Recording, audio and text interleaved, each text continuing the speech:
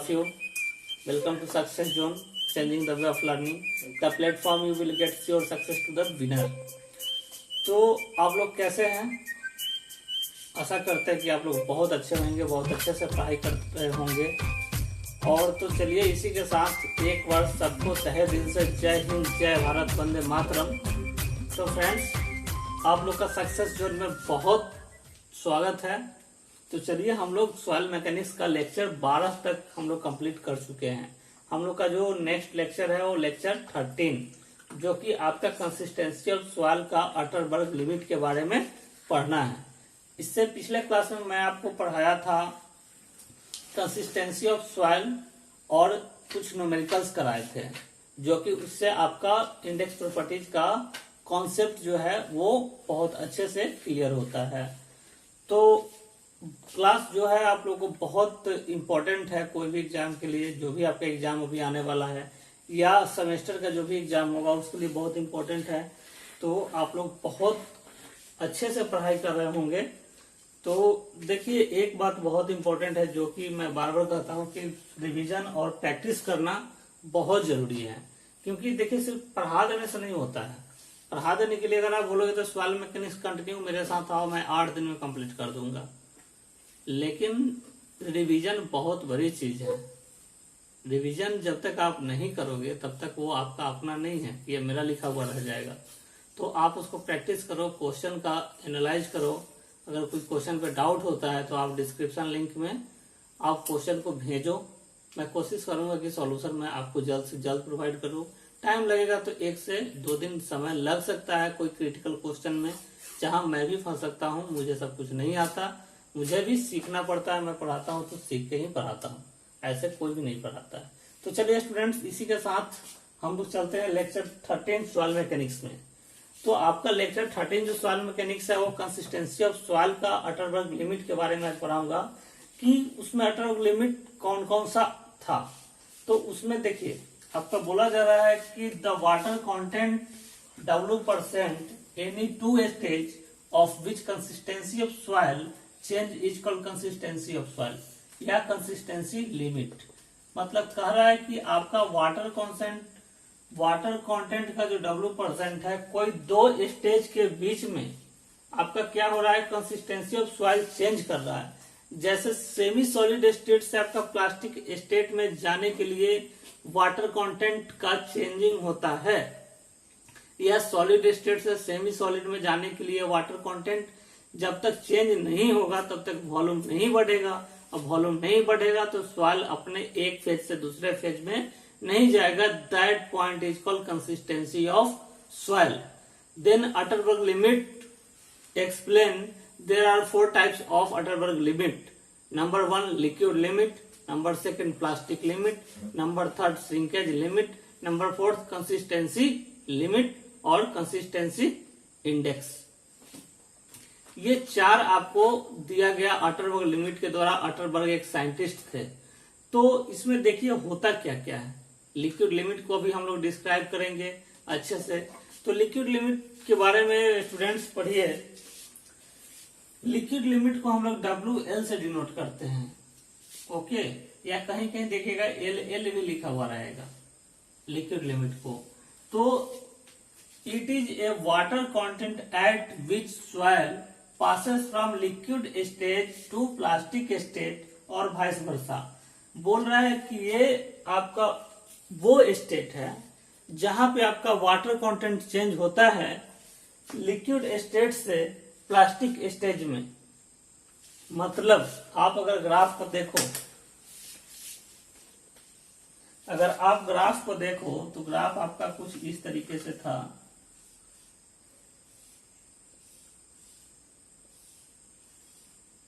Solid state, semi solid state, plastic state, liquid state, WS, WP, WL।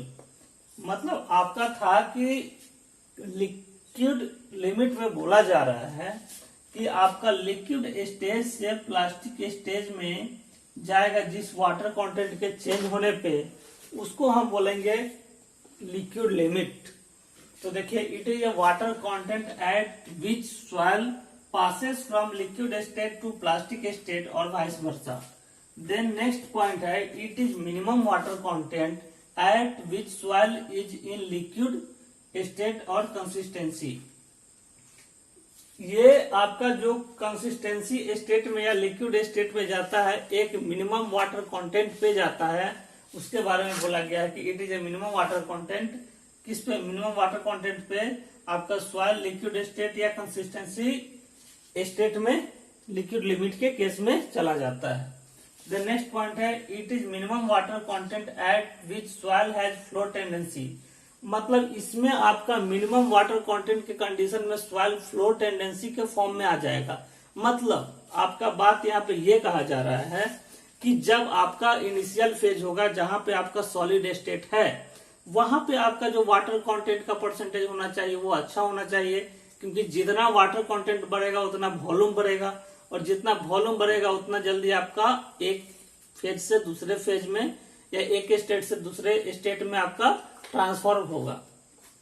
तो solid state से semi solid होने में time लगेगा। Semi solid से मानिए कि आपको प्लास्टिक स्टेट में होने में थोड़ा सा समय कम लगेगा।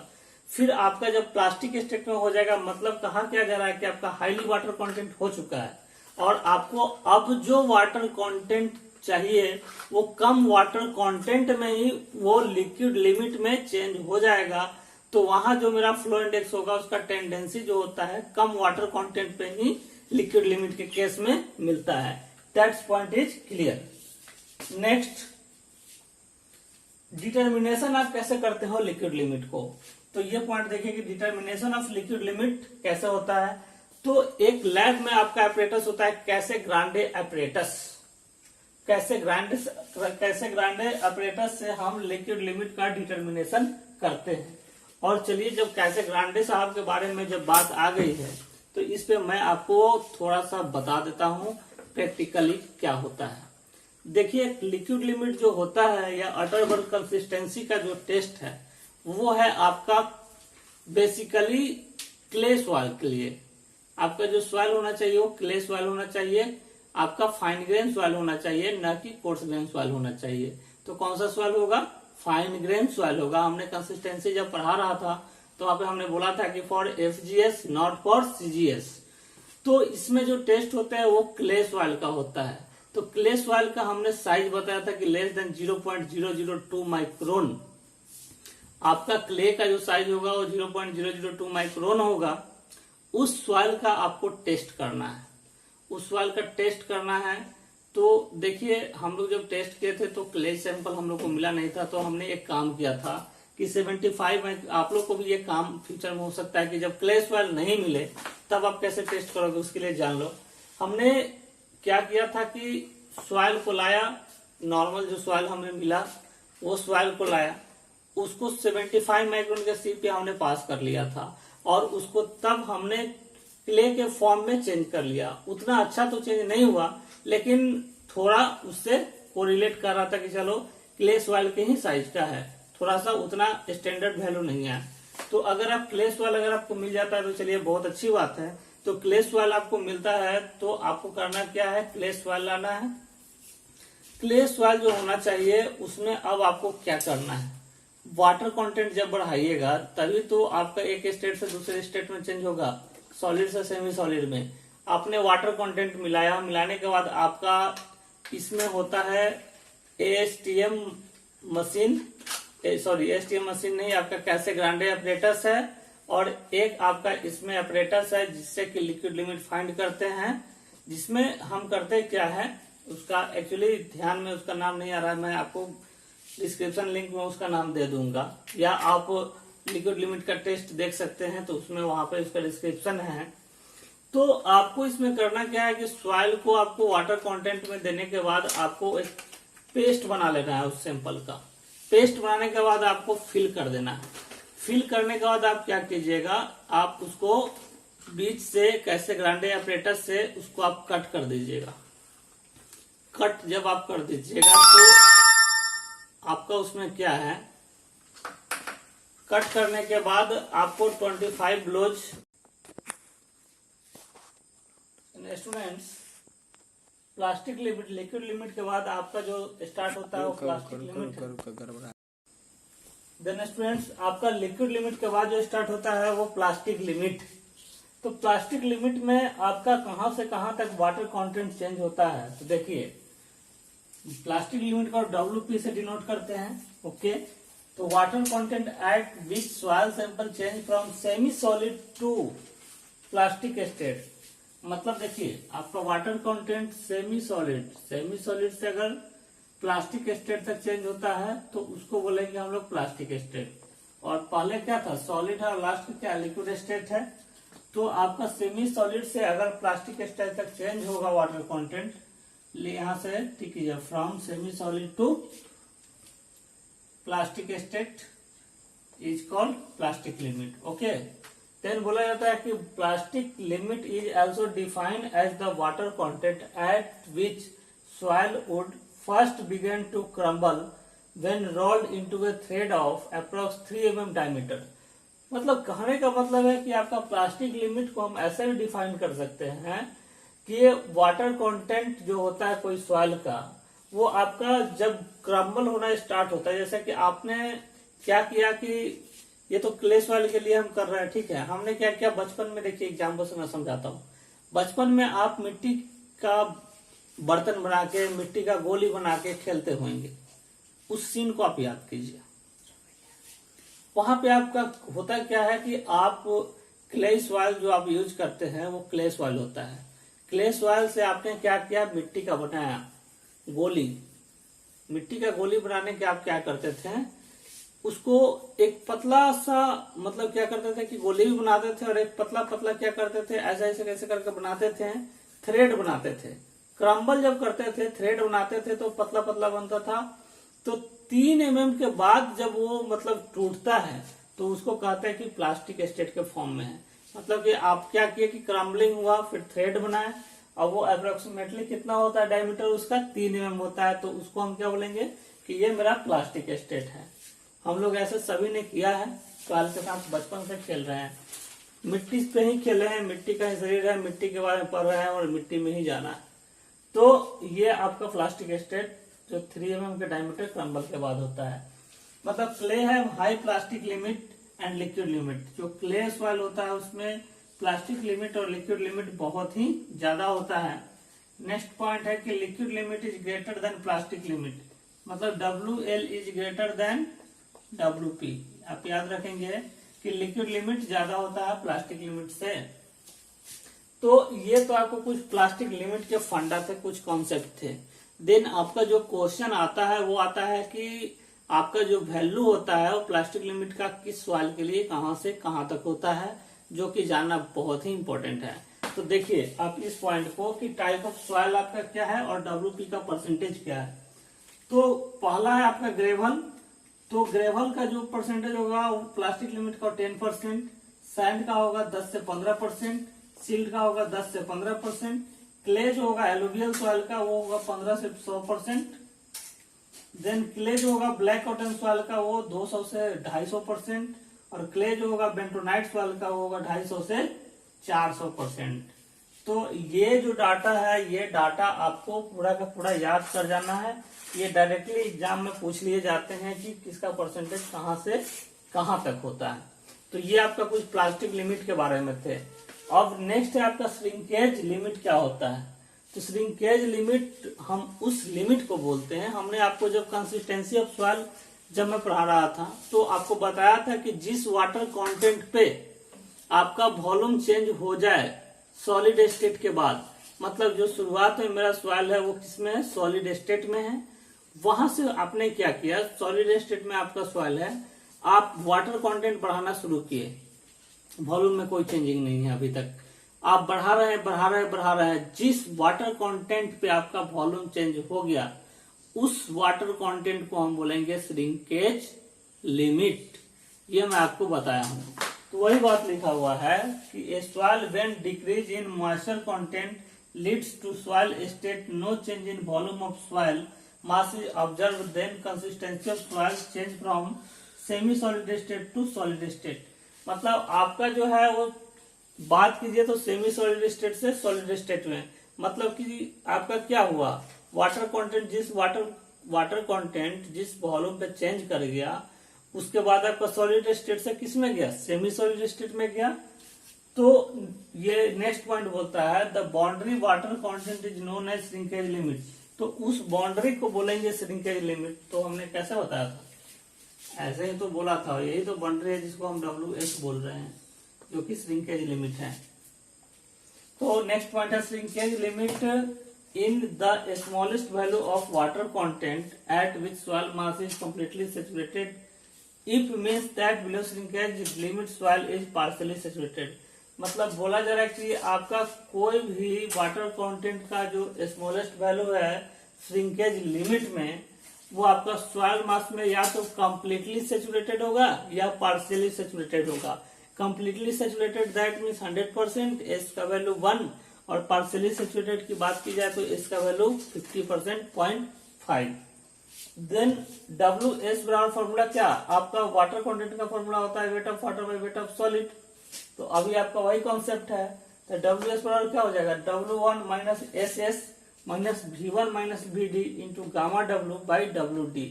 तो यहां से आपका जो एक कॉन्सेप्ट बनता है वो WS बराबर क्या है, AC बराबर WG। आप देखिए सहवाग पढ़े हैं, AC बराबर WG, तो W निकालना है तो AC बाई G, जो आपको फार्मूला ये होता है। तो जो WS होता है वो श्रिंकेज लिमिट का फार्मूला आप याद कर लीजिए, या जो वाटर कंटेंट का है AC बाई G है। तो ये आपका हो गया श्रिंकेज लिमिट के बारे में। नेक्स्ट पढ़ाऊंगा प्लास्टिक इंडेक्स, प्लास्टिसिटी इंडेक्स बताऊंगा, फिर उसका वैल्यू क्या से कहाँ तक होता है वो बताऊंगा। तो नेक्स्ट आप पढ़ेंगे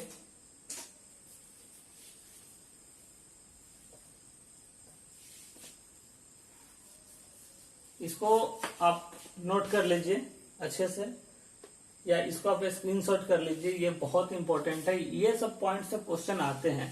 देन प्लास्टिक इंडेक्स बताऊंगा, प्लास्टिसिटी इंडेक्स बताने के बाद आपका कुछ न्यूमेरिकल्स है, कुछ कॉन्सेप्ट है, उसको नेक्स्ट क्लास में डिस्कस करूंगा। अभी एक टॉपिक बताता हूँ, प्लास्टिसिटी इंडेक्स क्या होता है। तो कैसा लग रहा है क्लास आप लोगों को, आप लोग के चलिए बहुत अच्छा सपोर्ट है जो भी है। लाइक और सब्सक्राइब को करवाइए, लाइक सब्सक्राइब बढ़ नहीं रहे हैं, लेकिन जब टाइम आएगा तो वो भी अच्छे हो जाएंगे। खुशी इंसान को तब होता है जब आपका लाइक सब्सक्राइब बढ़ना शुरू हो जाए। तो एक टाइम आएगा कि जब आपका सक्सेस उनका लाइक सब्सक्राइब अच्छा हो जाएगा। अभी भी बहुत अच्छा है।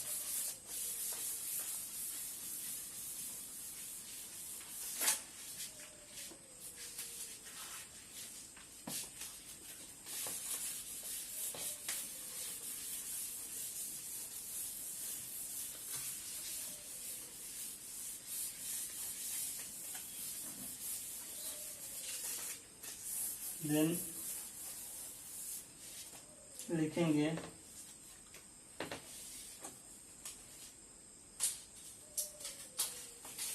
Plasticity index. देखिए प्लास्टिसिटी इंडेक्स क्या होता है, इसको हम डिनोट करते हैं आईपी से। ओके, इसके बारे में मैं बता रहा हूं।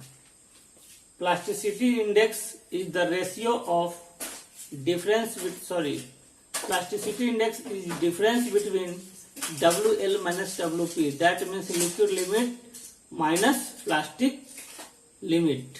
तो आपका ये जो होता है वो लिखेंगे plasticity index IP is defined as it is the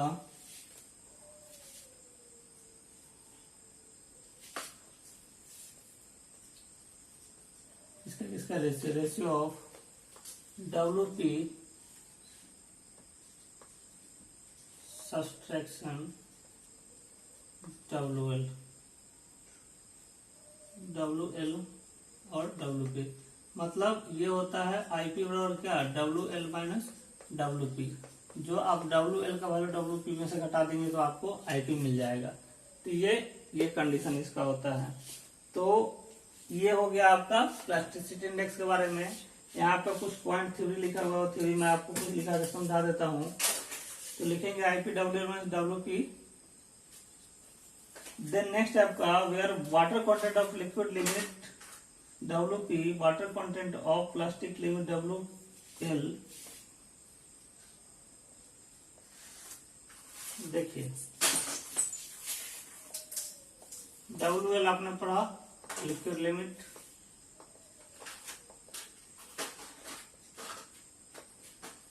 WP पर आपने plastic limit,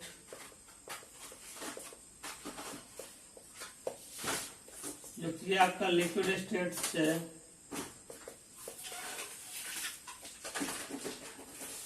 liquid state to plastic state, WP semi solid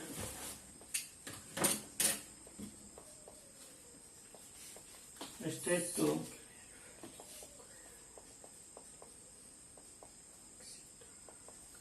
plastic state. Then IP difference between, यहाँ रेशियो नहीं, यहाँ डिफरेंस कीजिए,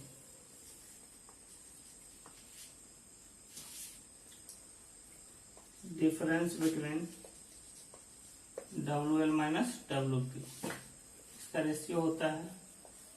तो और हमने LL के बारे में क्या बताया कि W1% minus W2% by log 10 N2 by N1, ये फॉर्मूला बताया था। आप इसको याद रखेंगे, देन इसको याद रखेंगे, और फिर आपको जो वैल्यू हमने लिखाया है सैंड का, ग्रेवल का, जो लिक्विड लिमिट का और प्लास्टिक लिमिट का हमने रेंज बताया टाइप ऑफ सॉइल के लिए, वो इम्पोर्टेंट है। तो स्टूडेंट्स आज के क्लास में जो थे काफी कुछ बहुत अच्छा रहा, बहुत अच्छा से हमने ये आपको समझाया कि ये क्या होता है, इसका वैल्यू कहाँ से कहाँ तक होता है। नेक्स्ट जो क्लास आपका होगा उसमें कुछ न्यूमेरिकल्स होंगे, फिर आपको बताएंगे liquidity index, consistency index, plasticity index. अभी हम लिमिट पढ़ रहे थे, अब आपको इंडेक्स पढ़ाएंगे। तो ये सब कुछ कुछ पार्ट बाकी हैं। तो तब तक के लिए आप अच्छे से रिवीजन कीजिए, अच्छे से पढ़ाई कीजिए। जहां कोई भी अगर आपको डाउट लगता है तो आप डिस्क्रिप्शन लिंक में आप पूछिए, उसको बेझिझक बिना हेजिटेशन के पूछिए, क्योंकि जब तक आप कॉन्सेप्ट क्लियर नहीं करोगे तब तक आगे फिर सॉइल मैकेनिक्स समझ में नहीं आएगा। अभी ये शुरुआत है, अभी क्लियर हो जाएगा तो बहुत अच्छा है। तो चलिए, अगर आप लोगों को वीडियो अच्छा लगता है तो लाइक कीजिए, देखिए वीडियो को, सब्सक्राइब कीजिए, शेयर कीजिए, बेल आइकन को आप दबाना नहीं भूलिए, क्योंकि जब आप बेल आइकन को दबाए रहेंगे तो जब भी मैं वीडियो अपलोड करूंगा तो आप लोग के पास बहुत ही जल्दी पहुंचेगा, सबसे पहले पहुंचेगा। तो चलिए, आप सक्सेस जोन के साथ बने रहिए, पढ़ते रहिए अच्छे से। तो सबको बहुत बहुत धन्यवाद, आप लोग सक्सेस जोन के साथ बहुत अच्छे से पढ़ाई किए। तो तब तक के लिए फ्रेंड्स, सबको जय हिंद, जय भारत, वंदे मातरम। Okay, good night, thank you.